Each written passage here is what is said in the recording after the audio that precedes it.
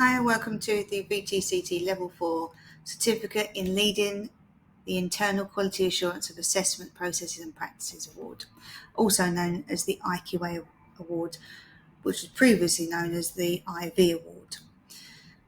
Hi, I'm Robin. I'm the owner of Robin Ray Academy. I've been a teacher and assessor for 12 years and I've also been an IQA for the last 5 years.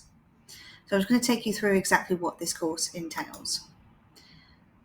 So the units here are understanding the principles and practices of IQA, plan, allocate and monitor your work in your own area of responsibility, and internally assure the quality of assessment.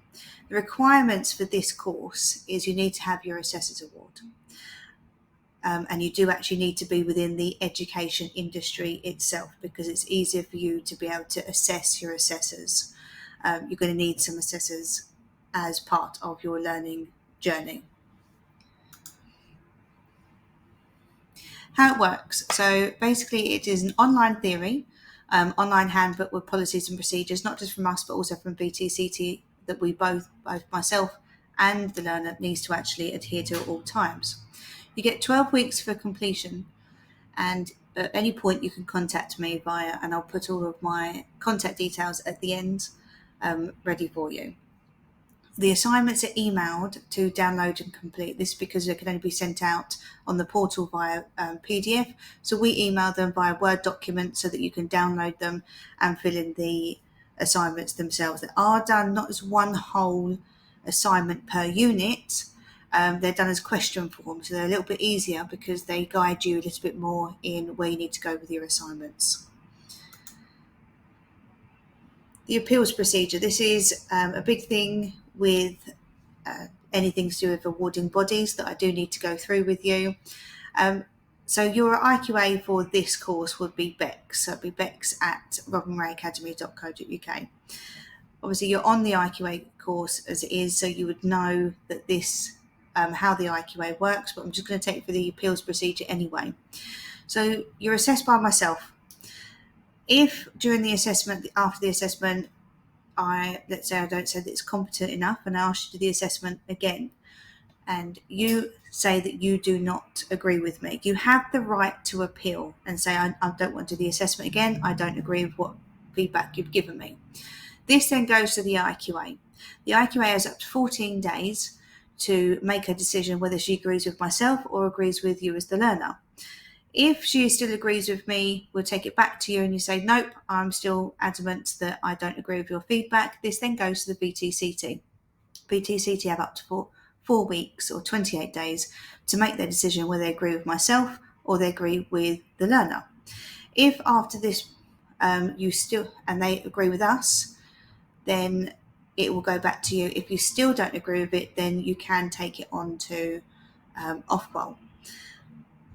This said, if you're already an assessor already, you would know exactly how the appeals procedure works anyway, but they are very much the same right across the board. We obviously understand that, we will provide all the resources, etc. within this course, but this is always a little bit of extra reading. So if you're in the education industry already, you would understand who Anne Gravels is. She is the creator of pretty much all of the education qualifications, and she brought out some brilliant books that have always really helped me whenever I've done the qualifications, especially the little blurbs where you can see different scenarios. They're just small little paragraphs in the book, so if you don't understand exactly the, let's say, longer words, these are much easier to go, oh okay, yeah, I understand that scenario, I understand where this is going. It's also really, really good for referencing in your assignments. So obviously referencing is a big thing with assignments as it is, but this is really great to take some bits from her book to add to your assignments, and we're always looking for references within assignments anyway. There is obviously 3 assignments overall, and there is also a practical assessment as well. So there's 4 assessments overall, 2 assessors of 2 learners each time. So you would need to be assessing 2 assessors that have a minimum of 2 learners each. So you need to cover the ranges on the VTCT unit book, which is on pages 31 and 32, and also on pages 46 as well.